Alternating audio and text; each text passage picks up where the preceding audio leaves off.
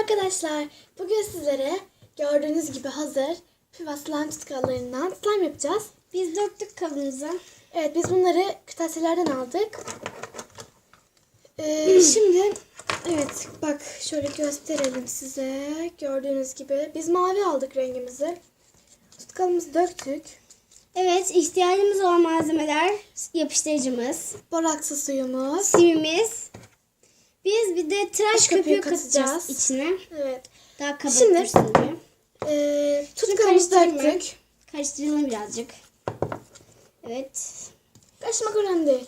Yani, Simimizi hepsini ekleyeyim mi? Sim. Birazcık dök. Tamam. Evet. Bu kadar yeter. Çok dökmek istemedik. Çünkü sim az çok iyi olmuyor yani. Ele yapışıyor sürekli. Ben burada Bakın tutkalı şöyle. birazcık daha dökmeye çalışayım. Evet. Büyük olsun slime'ımız. Parıldıyor. Bir de aynı renkte şey olunca.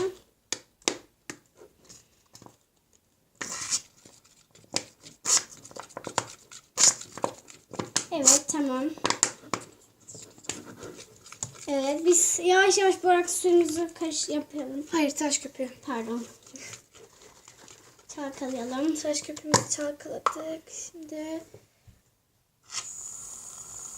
Arkadaşlar, krem gibi çok tatlı bir renk. bizimkisi birazcık zor dökülüyor. Evet.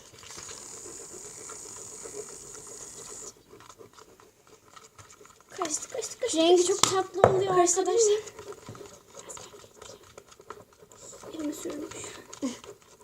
Arkadaşlar, rengi buz mavisi gibi oldu. Karışabilir miyim? Buyurun. Bak işte hem renkten şey veriyor.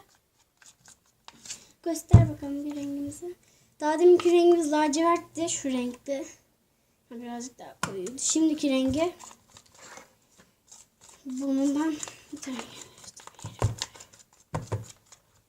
Şimdi borak suyumuzu ekleyelim.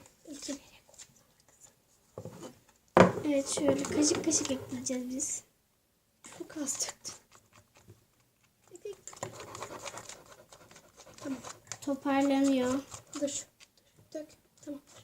Bekleme.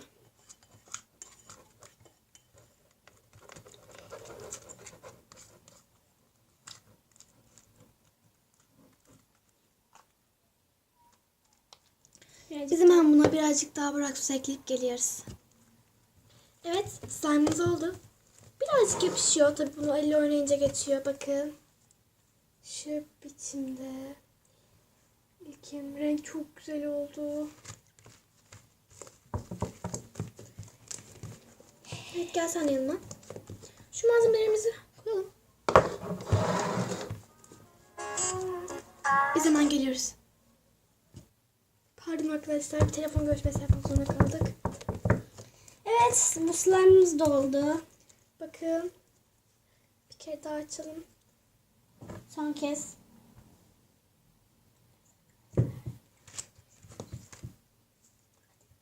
Evet arkadaşlar, bir dahaki videomuzda görüşmek üzere.